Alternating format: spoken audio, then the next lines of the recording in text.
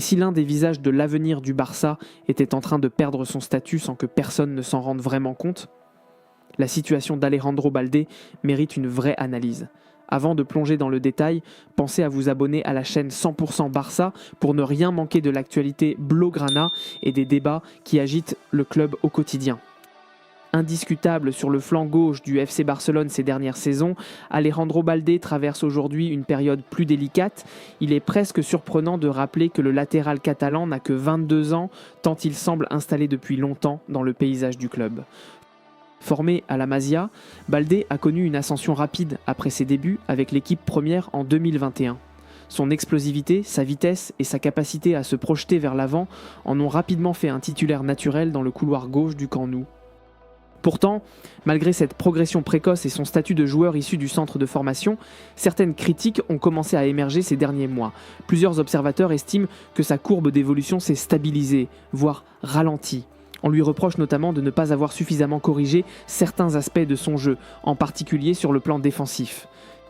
Si son apport offensif reste apprécié, notamment dans les phases de transition rapide, ses lacunes dans le placement, la gestion des duels et la concentration sur certaines séquences défensives sont régulièrement pointées du doigt.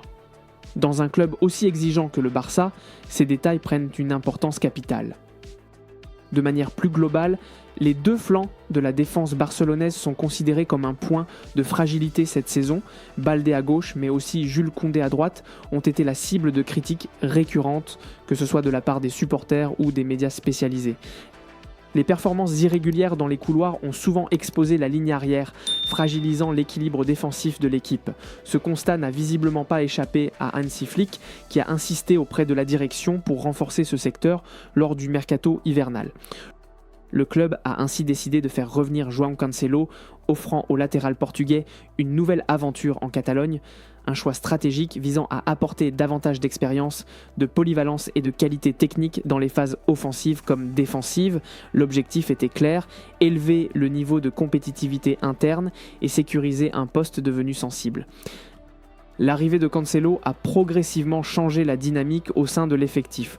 Dans un premier temps, l'impact sur le statut de Balde semblait limité. Le jeune Espagnol continuait d'être utilisé et la hiérarchie ne paraissait pas immédiatement bouleversée. Mais la situation a évolué ces dernières semaines.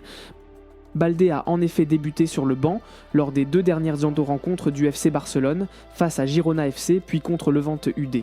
Plus marquant encore, il n'est même pas entré en jeu lors de la victoire 3-0 face aux Granotas, un signal fort.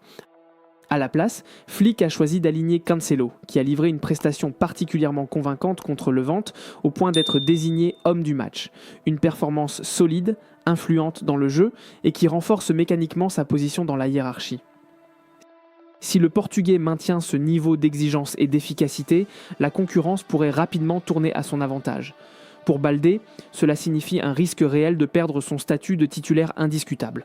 Dans un club où la performance immédiate prime lorsque la patience est souvent limitée, même pour un joueur formé au club. Cette situation est d'autant plus symbolique que Flick a parfois préféré repositionner Cancelo dans un rôle qui n'est pas strictement le sien, plutôt que de faire confiance à Balde. Cela traduit une préférence claire du staff technique à l'instant T. Par ailleurs, le maintien de Koundé dans l'équation montre que, dans l'esprit de l'entraîneur, le défenseur français conserve un poids important dans l'équilibre défensif de l'équipe. C'est la première fois depuis ses débuts en équipe première que Balde voit son statut aussi sérieusement remis en question. Une évolution significative dans son jeune parcours professionnel. Jusqu'ici, sa titularisation semblait aller de soi. Désormais, il doit regagner sa place par la performance et convaincre dans un contexte de concurrence accrue. Enfin, cette remise en cause tombe à un moment particulièrement délicat. Balde nourrit l'ambition légitime de participer au prochain mondial avec la sélection espagnole. Or, sa situation actuelle en club pourrait compliquer ses chances. Déjà confronté à une forte concurrence à son poste et à une utilisation mesurée en sélection, il devra convaincre Luis de la Fuente qu'il mérite une place dans la liste. Moins de temps de jeu au Barça signifie moins de visibilité et moins d'arguments en sa faveur. En résumé, Alejandro Balde se retrouve à un tournant de sa jeune carrière. Toujours talentueux, toujours prometteur, mais désormais challengé comme jamais. La suite dépendra de sa capacité à répondre sur le terrain, à corriger ses faiblesses et à saisir les opportunités qui se présenteront. Au Barça, le talent ne suffit pas. Seule la constance permet de durer.